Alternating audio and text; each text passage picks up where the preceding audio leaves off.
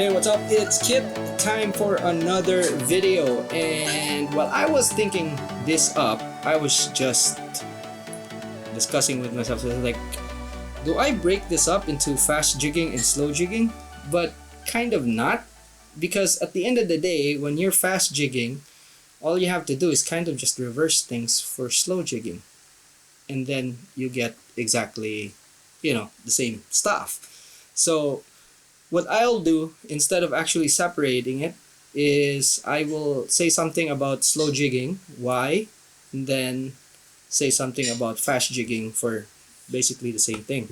All right. So, like take for example, when we're talking about hooks, I would say that this is more suited to be a fast jigging hook than a slow jigging hook, and this is an example of a slow jigging hook.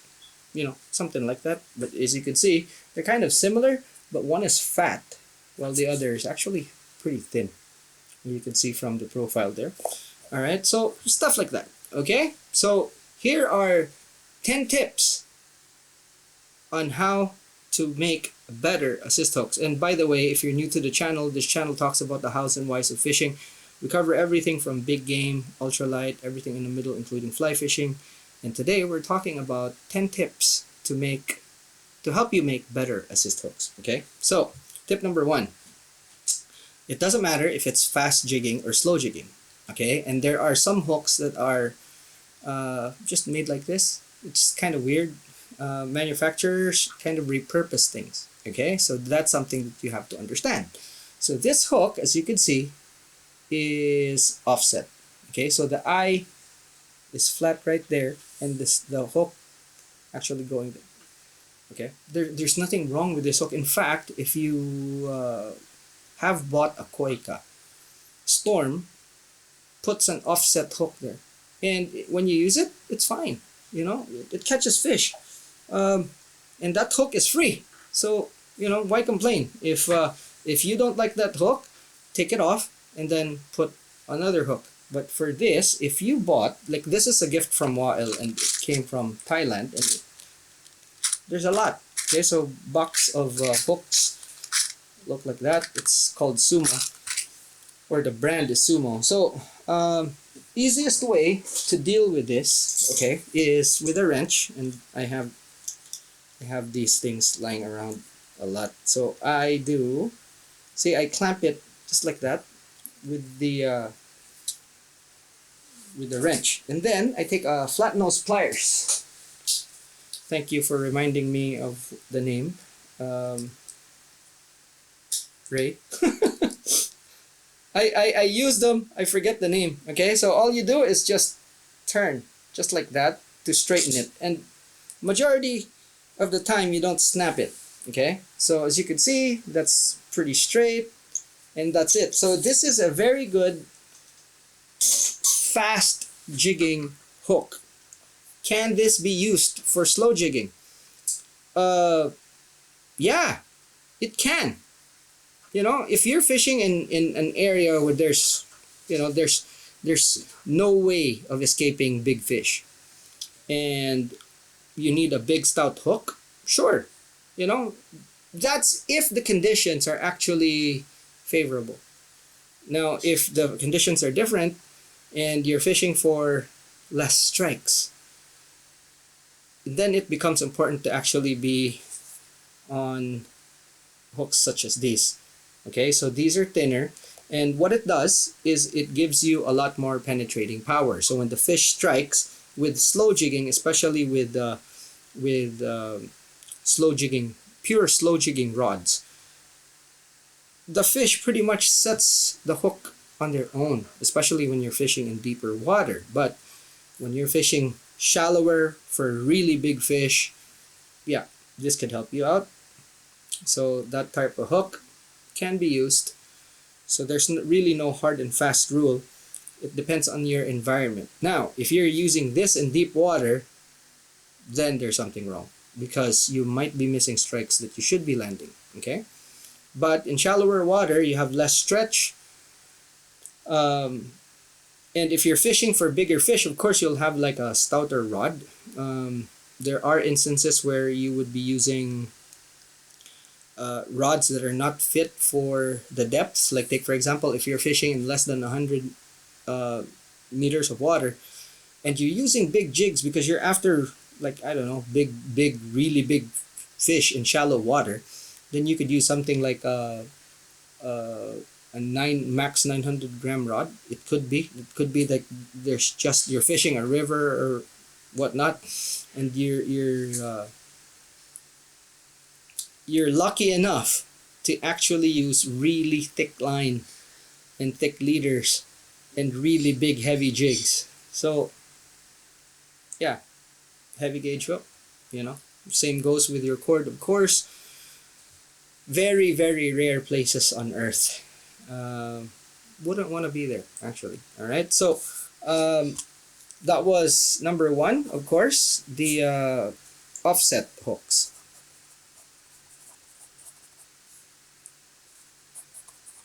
Okay, so you can straighten them out with a wrench. You could do two pairs of pliers, but the problem there is that the pliers will tend to open, whereas with the wrench, it just holds it, you know, and it doesn't have to hold it tight. It just has to hold it in place.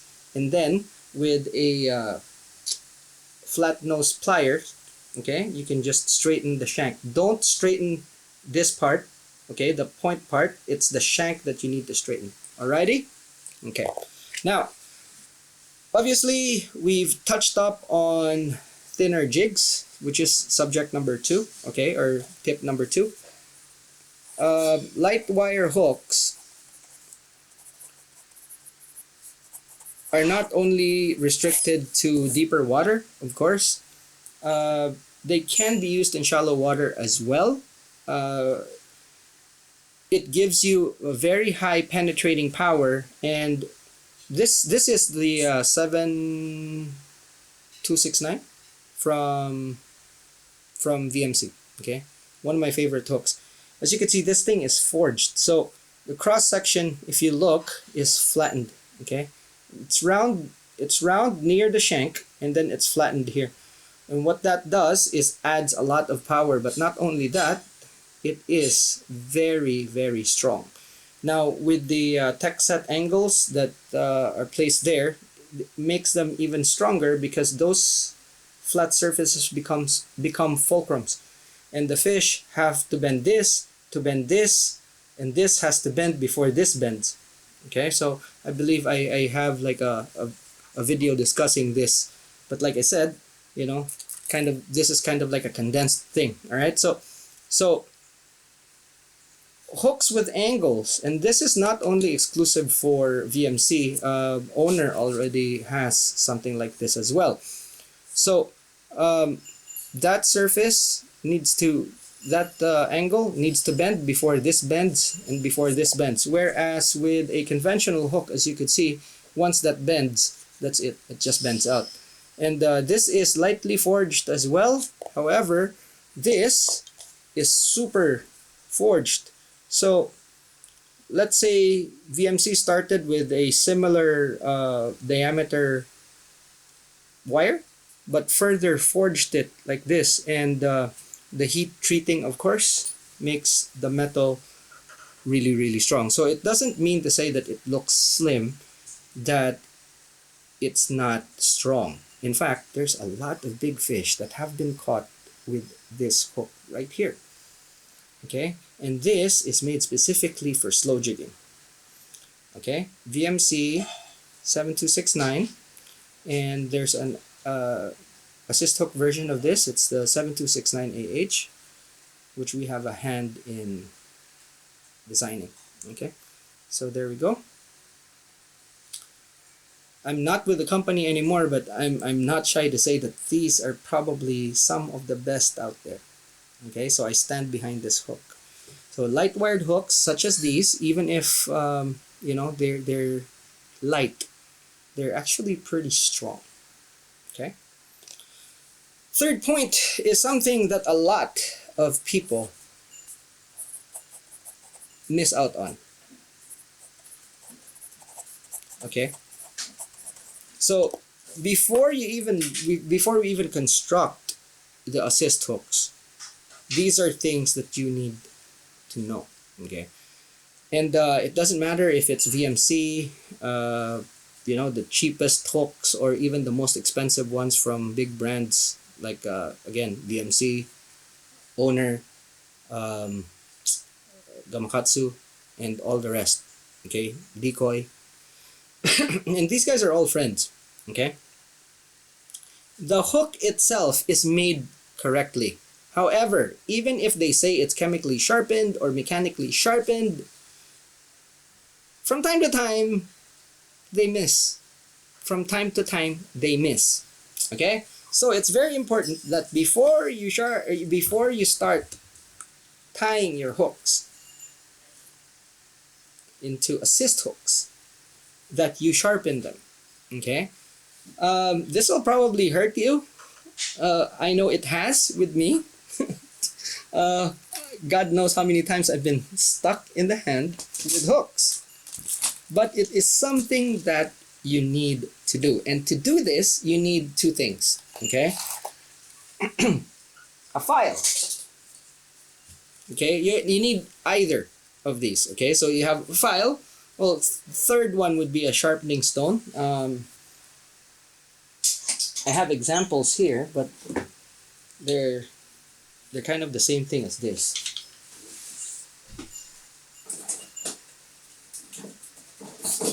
There we go. Okay, so finally found a stone. So this is a sharpening stone that you could use. Okay, so you have a file, okay, which is a very good choice. A sharpening stone, okay. But my favorite are these. These are diamond hone stones. So this is a number 400 and a number 600 combination. There are diamond files that are kind of rough, like this one. Okay, so this is, I use this a lot. This is from Daiso. So it's actually like a dollar store. Our version of a dollar store here, and this is, it's rough. It's kind of rough, but it does really, really well. So I am going to make a separate video on how to sharpen hooks, because we need to like really get close in to see exactly how I do it. Okay, so before I tie hooks, actually do this. So this is probably the step that I don't show because I find it very repetitive and actually very kind of basic, so a lot of people should be doing this, and then I realized that not a lot actually do, which is sad, because you know how many fish you lose because your hooks just bounce off? A lot. Okay, so sharpen the hooks, and by the way, we are going to segue onto the fourth point. You get it? The fourth tip that we have here. Okay, and it might be something that you kind of don't want to hear. Okay, hooks, whether you like it or not, are disposable.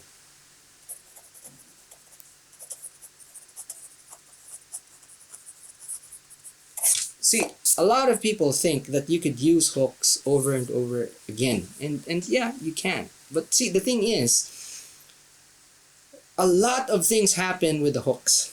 Okay, so while you are jigging, the hooks hit the body, and the body is lead. Sometimes you would think that, yeah, lead is soft and all that, okay? But your hook is actually, your hook point, the very, very tip, is actually quite fragile. And it is more fragile than you care to admit, okay? And something that a lot of people don't realize is the point actually breaks, okay? So it doesn't matter how you sharpen it, at one point, that point will dull up or it will break. Now, if you're sharpening it to a very fine cone, that very tip breaks or bends and the hooking power diminishes. And this is something that a lot of people actually don't realize. So, hooks, they're disposable. Once you use them, check to see exactly if they're still razor sharp or not. Now, tip number 5 goes with tip number 4. Always carry one of these, okay? Because while you're in the water, you actually have to sharpen it, okay? So I have this one, which Wael got for me, and it's kind of cool because it looks like a butterfly knife. All right, so basically, I take this, put it in my pocket, okay, and then I have to loosen this up.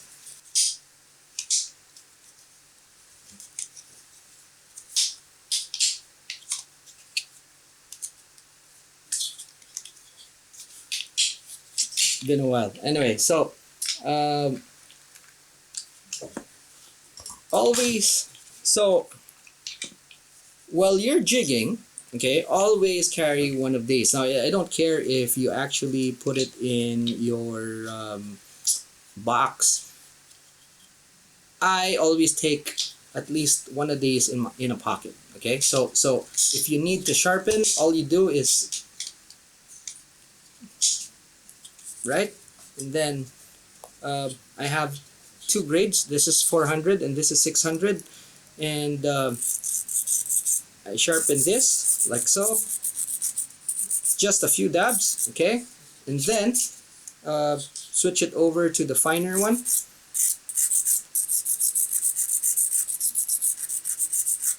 Okay, so this basically polishes it, and what happens when you polish it is that it doesn't have drag. So when the hooks go in, they just, because the tip is polished. Okay, so yeah, miss out on this and then it'll cost you some fish. Now,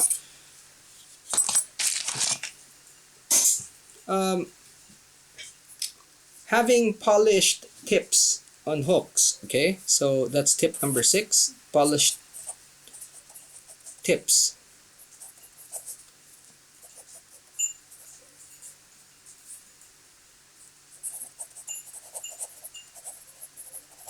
Okay, so sharpen, number 5, sharpen your hooks, and then number 6, polished tips. Polished tips will help you get more penetrating power. So even while you're on the bench, you can polish your tips, the hook points, so that they don't have drag. When they hit the meat, it just slides in. Okay, so very, very important. Now, there are hooks with knife points, and these are the most disposable of the lot. Okay,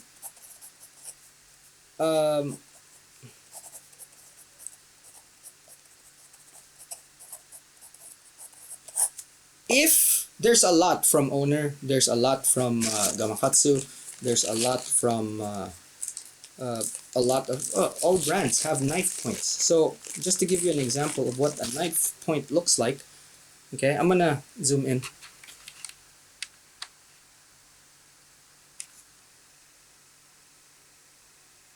So a knife point basically has edges that it's an angle. See there, you can see.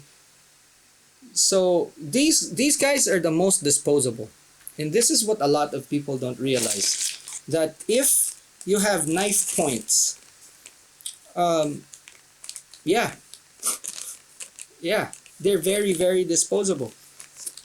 Not only would it become kind of impossible for you to sharpen while they are out of the packet, it's like you can't sharpen them. The tips, you can, if you have like a sort of like a magnifying glass, and you can sharpen it on the bench, and you can like home in and then just do that.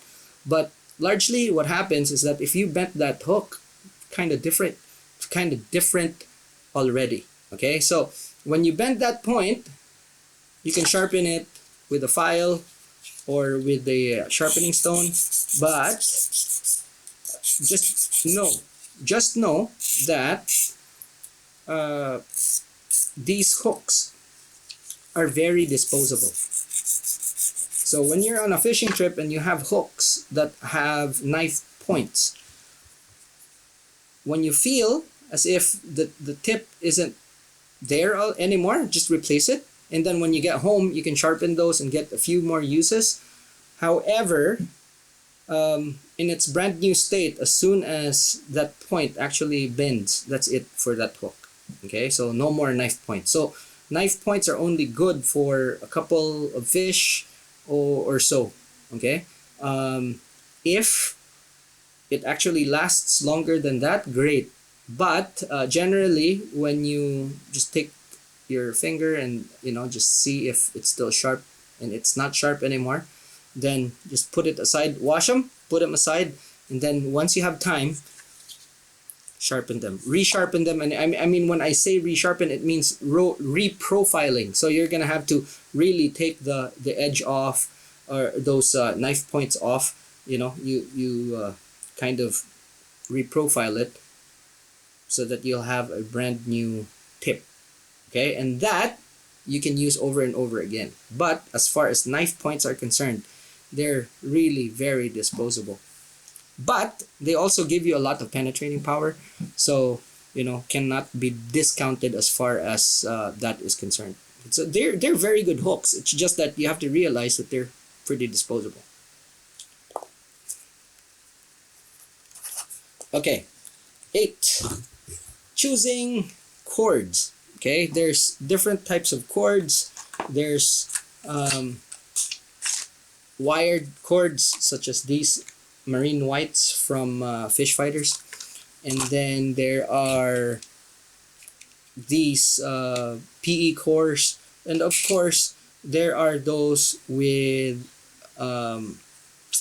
fluoro. Okay, whatever you choose, just know that whatever the insert is, there is also an effect on how the hooks will stay in position. Okay, and the easiest, so here's the thing, right?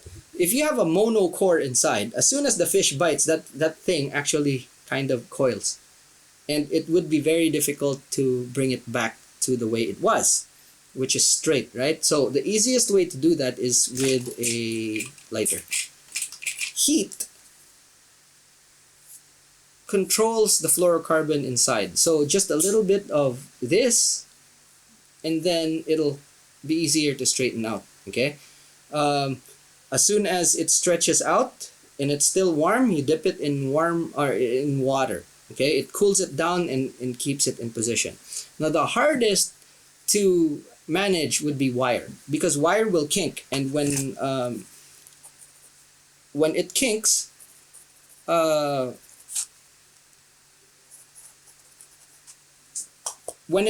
that's it for the wire. So as far as wire assist hooks are concerned, they are the most disposable.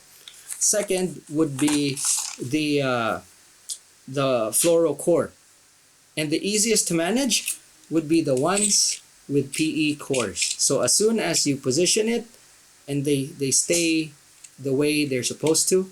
The problem is, of course, you can't just use these all the time.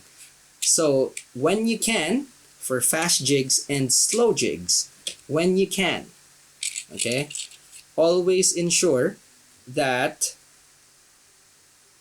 use the PE core assist hooks. Now, I use PE core assist hooks for the rear assist hooks on my slow jigs.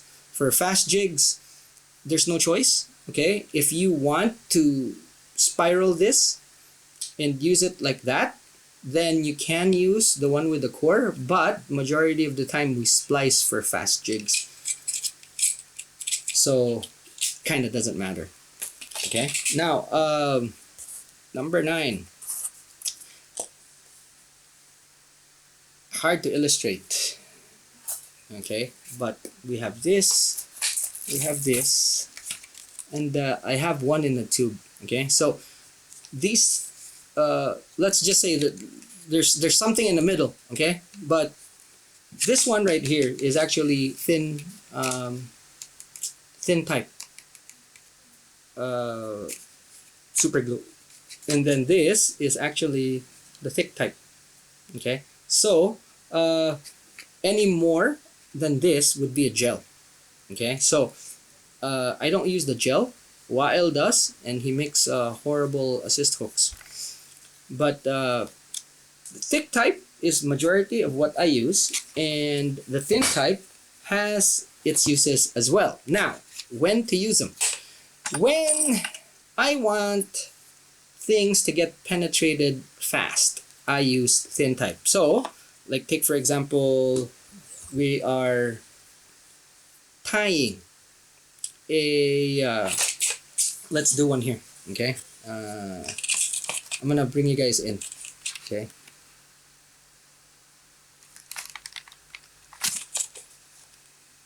so there are several ways to tie, and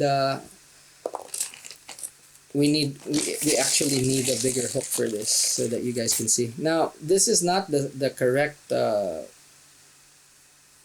size assist cord, but I will show you guys using this anyway, because guess what? This is what I have in front of me.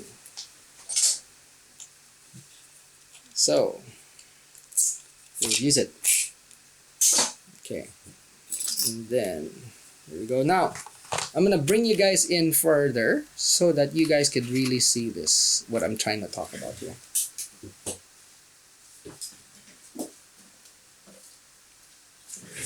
Also change my glasses. Okay, now I have my microscope. Alright, so thread base. Okay,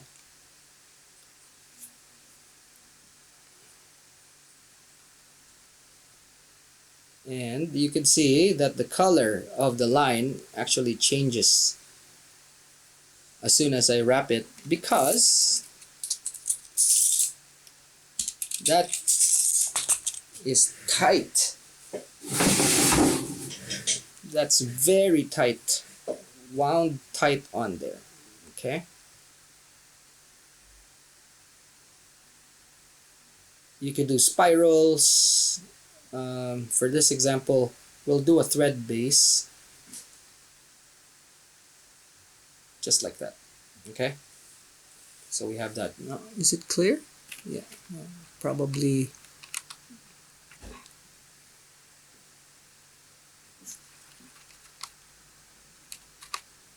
Okay, so that's the limit. There we go.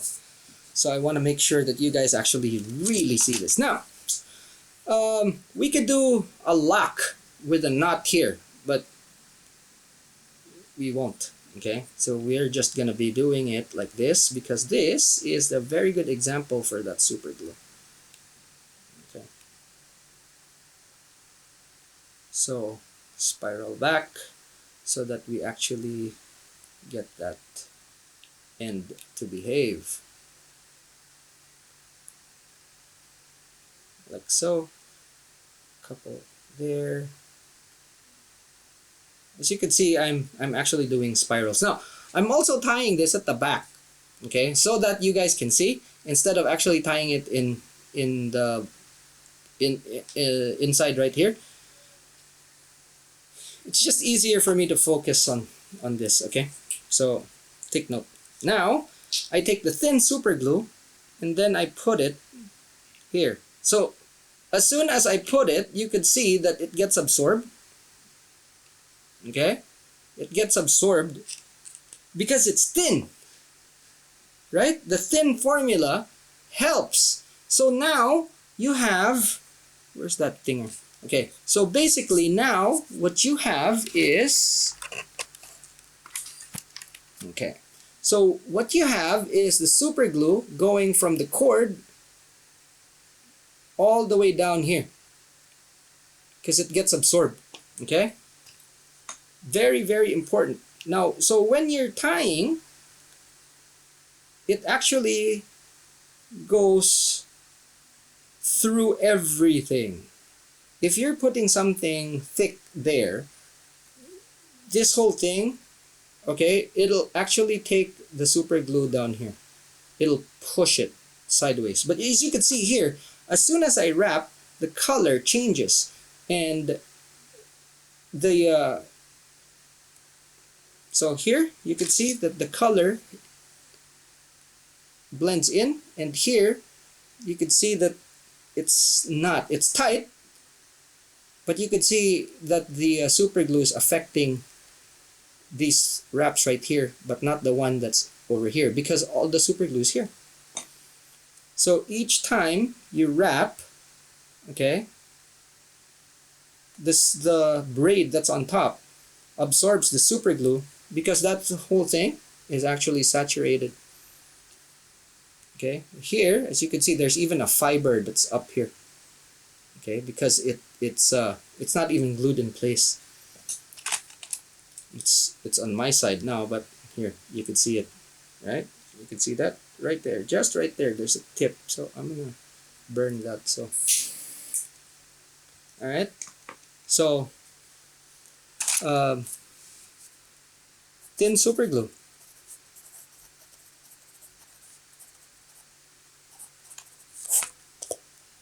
Okay, so different viscosities of super glue actually have a place. Okay, now for the thick super glue, it's actually good for covering this whole thing.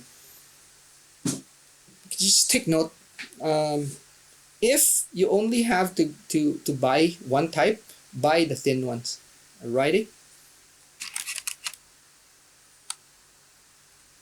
Okay, so I know I was gonna say 10, but let's just continue so that you guys actually, well, you guys will actually have a lot more. Okay, now, supposedly the last one,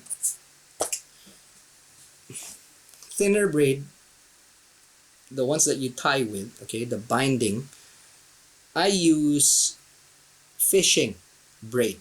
Okay, for my ultralight reels. So this is from a bait caster that I had with thin line that I needed to change, and I changed it to thinner line. So this is 0.4, and then I changed it to an even thinner line.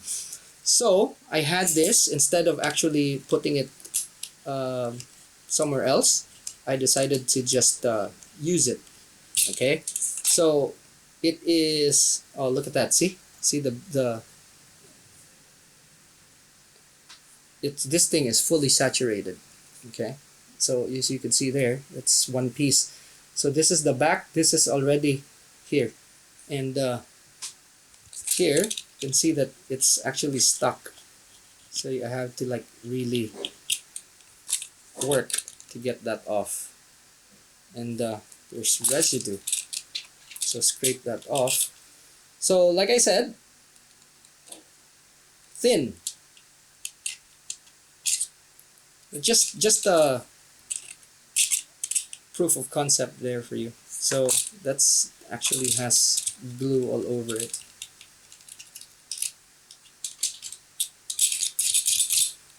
All right. So thin braid, okay? Thin braid. The thinner your braid, the cleaner it would be. Okay? Thin braid. Very, very clean. The thinner, the cleaner. But thinner obviously also means a lot more wraps. Okay? But even if you're putting a lot of wraps, what happens is that it would look clean because it's very thin. Thread control is still something that a lot of assist hook tyers need to learn. Now, if you're a fly fisherman, you already have that, and it wouldn't be much of an issue. So all you have to do is just do touching turns all the time, and it would be clean. Very, very clean. Okay? So thin braid is one of the secrets to tying really clean assist hooks. Number 11, practice. Okay? So practice, the more you practice, obviously, the more it would be easier for you and the cleaner it would be. Okay, if there's a number 12, and I'm sure there is, I guess after putting all of these together,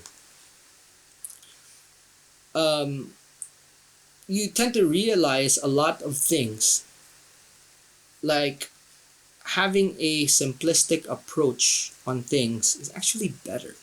Now, I've tried making very complicated stuff. I have tried making like very simple stuff, and you realize that the simple stuff actually works the best. So try not to overthink, try not to overdo things. The simpler, the better. And the simplest method is actually the hardest to master. That's something that I realized. Now, for consistency, tip number 13. Pull tools. Very, very important. If you don't have this, I'm probably gonna have these for sale because a lot of people are looking for them, and you know, why not? But these things make your builds very, very consistent, and they're tools to help you make things faster, easier, more consistent. Okay, so especially for the spacing, for long, short assist hooks, offsets. Normally you only use 3, but I use 4 just for the longer jigs and stuff. So this sort of thing, or even this puller right here, can help. Okay, now if you want to build your own, I made videos. Okay, so it's either you buy them or you make them yourself. There's a video. All right, so there's stuff like this for sale. The original one that I'm using, they don't sell them anymore. It's this thing. I don't know where the what do you call it? But the problem I have with this is it's kind of too small. So I built something that's a bit more fitting for me and easier to work with. All right. So those are 13 tips that'll help you. I think the most important ones are the foundation ones, which were really the first 10. Okay. And well, it's actually not even just 13, because while I was discussing number 1, there was like a long one, right? So anyway, close to 40 minutes. Jeez, time flies. Alrighty. Anyway, so if you have questions, drop them in the comment section. If you learned something, give it a thumbs up. If you haven't yet and you want to learn more, click on that subscribe button. We're close to 20,000. We're well, as of this video, there's 99 people before 20,000, and it just blows my mind. So for you guys that have stuck around for a while here, thank you very much to the guys that have subscribed. Thank you to the guys that will be subscribing, and a very, very big thank you to those guys that have clicked on that join button. Now, if you want to support the channel even more, click on that join. Alrighty? That's it for now. Thanks so much for watching. I'll see you in the next one. Class dismissed.